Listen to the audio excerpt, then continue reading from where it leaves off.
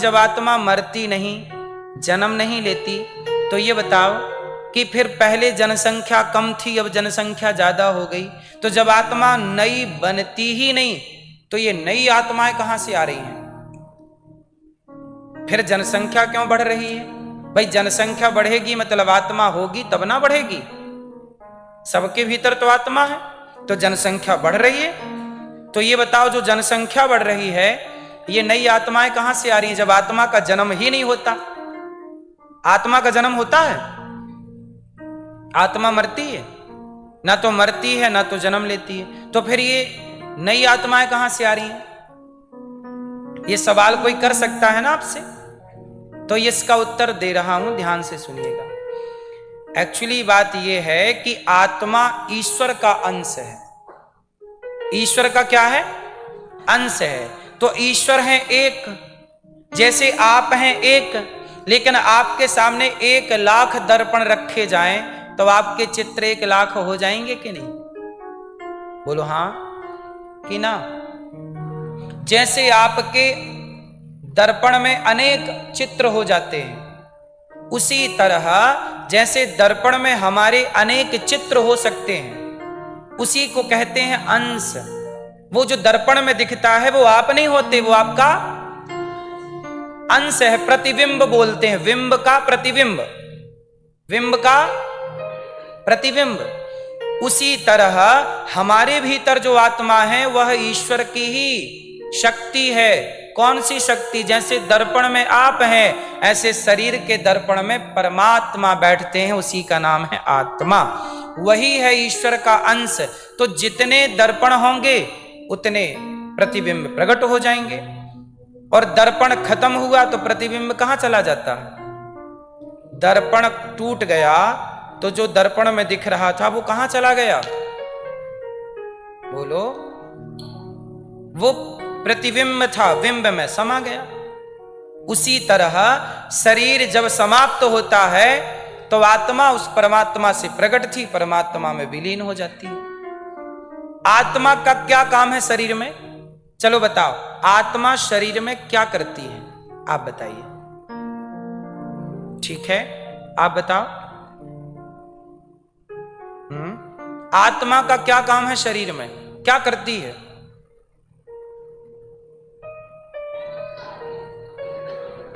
क्या करती, क्या क्या काम करती है?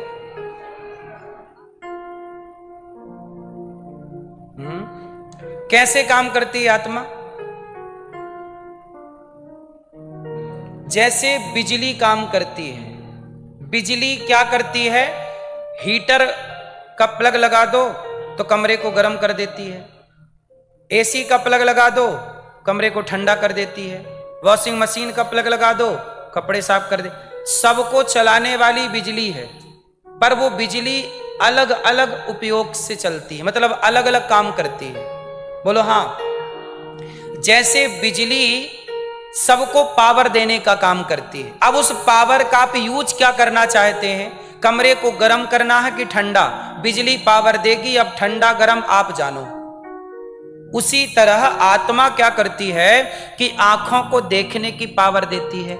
यदि आत्मा ना हो तो आंखें देख नहीं सकती, आत्मा ना हो तो कान सुन नहीं सकते, आत्मा ना हो तो पांव चल नहीं सकते, आत्मा ना हो तो हाथ उठ नहीं सकता। मतलब आत्मा शरीर के अंग को ताकत देती है, एनर्जी देती है।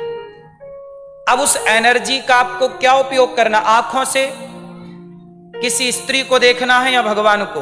कानों से निंदा सुनना है या कथा? वो आपको डिसाइड करना पड़ेगा, क्योंकि आत्मा केवल एनर्जी देगी। उस एनर्जी का यूज कहां करना है, मिस या सार्थक बनाना है, वो आपके ऊपर है। उसी तरह से आत्मा का काम है बिजली की तरह एनर्जी देना। वो आत्मा निकल जाए तो आपके शरीर में कोई एनर्जी, तो आत्मा केवल एनर्जी के लिए है, एनर्जी देने का काम। वो ईश्वर का अंश है। ठीक है। अब प्रश्न ये खड़ा हुआ कि आप लोग जो पाप करते हो, जो पुण्य करते हो, वो पाप पुण्य भोगता कौन है? लोग कहते ना नरक जाओगे, तो ये बताओ नरक कौन जाता है? आत्मा तो भोगती नहीं है ना, आत्मा यदि नरक चली भी गई तो आत्मा को सुख दुख थोड़ी होता। गीता में स्पष्ट लिखा है, नैनम छिंदंती शस्त्राणी नैनम दहति पावका वासांसि जीर्णानि यथा विहाय। गीता में लिखा है कि आत्मा को कोई सुख दुख, वो तो कपड़े बदलती है। शरीर रूपी कपड़े को आज पहन लिया, उतार के दूसरा पहन लिया, तीसरा योनि। तो आत्मा नरक जाएगी भी तो भोगेगी थोड़ी, आत्मा को सुख दुख थोड़ी होता। चलो बताओ, स्वर्ग नरक कौन जाता है? शरीर तो यहीं जल जाता है। आत्मा स्वर्ग नरक जाती नहीं है, जाएगी भी तो उसे कुछ होना नहीं है, शरीर यहीं रह जाएगा। फिर स्वर्ग नरक कौन जाता है? तो सुनो, हमारे कितने शरीर होते हैं?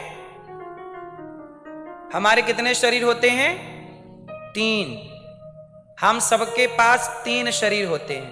पहला शरीर आपके सामने बैठा है, ये जो आपका है, इसे बोलते हैं स्थूल शरीर। एक शरीर और होता है कारण शरीर।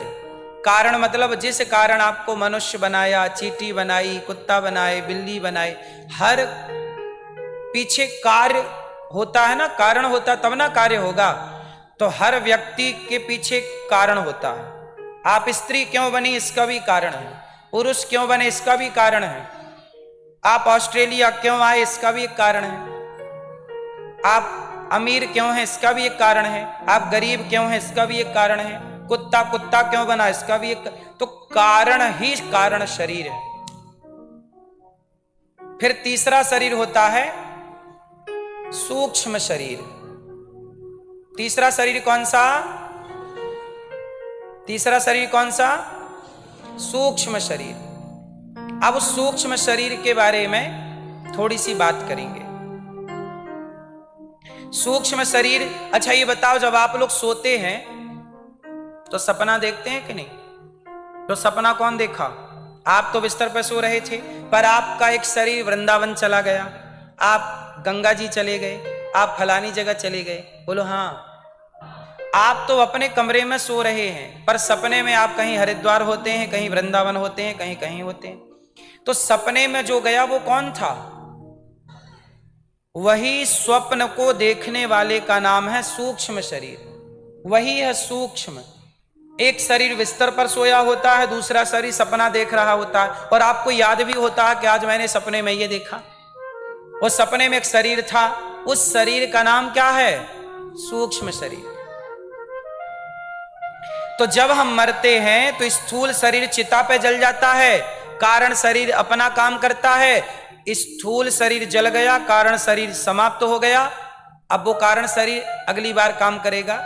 लेकिन जो सूक्ष्म शरीर है, वह सूक्ष्म शरीर को ही पकड़कर यमदूत लेकर जाते हैं, और वही सूक्ष्म शरीर ही स्वर्ग और नरक जाने का कारण बनता है। और याद रखिएगा कि आपके करोड़ों जन्म होते हैं। लोग कहते हैं ना कि आपके करोड़ों जन्म, तो करोड़ों जन्म आत्मा के नहीं होते, करोड़ों जन्म शरीर के नहीं होते, उसी सूक्ष्म शरीर के करोड़ों जन्म होते हैं।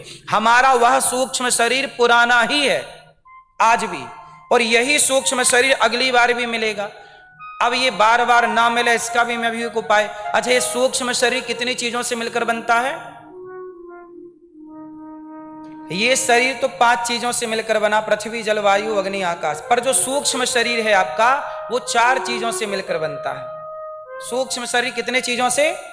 कौन कौन से? मन, बोलो मन, बुद्धि, चित्त, अहंकार।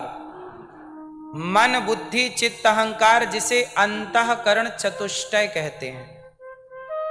क्या बोलते हैं? अंतःकरण चतुष्टय। इसकी वेदांत में बहुत गहरी व्याख्याएं हैं। ये अंतःकरण क्या, मैं तो केवल उतना समझा रहा हूं जितना आपको समझ में आ जाए, क्योंकि बहुत गहराई पर उतर जाएंगे तो फिर आपकी समझ के परे हो जाएंगी बातें। यही वेदांत है। पर आप ये समझो, सूक्ष्म शरीर कितनी चीजों से मिलकर बना? मन, बुद्धि, चित्त, अहंकार। तो आप और शॉर्ट में कहो कि ये जो स्वर्ग नरक जाता है वो कौन होता है? सूक्ष्म शरीर। अब एक बात और सुनिए, सूक्ष्म शरीर को ही यमदूत ले जाते हैं, और सूक्ष्म शरीर वही कष्ट भोगता है, और वही सूक्ष्म शरीर जब कष्ट भोग लेता है तो अगले जन्म में फिर कोई शरीर पाता है स्थूल, स्थूल शरीर में सूक्ष्म शरीर ही बैठता है। इसलिए आपका ये शरीर कुछ नहीं करता, करता तो सब कुछ मन है। बोलो, करती तो सब कुछ बुद्धि है। यदि आपके पास मन ना हो, बुद्धि ना हो, तो आपका कोई अस्तित्व रहेगा? तो आपका ये शरीर तो केवल एक ढांचा मात्र है, ऑपरेट तो इसे कोई और। आपके शरीर को ऑपरेट कौन करता है? बोलो, आपके शरीर को ऑपरेट कौन करता है? कौन? आपके शरीर को ऑपरेट करता है आपका मन। कौन करता है? बुद्धि। बुद्धि निर्णय लेती है ना। चित्त, लोग कहते, मां कहती बेटा चित्त लगा के पढ़। क्या लगा के पढ़?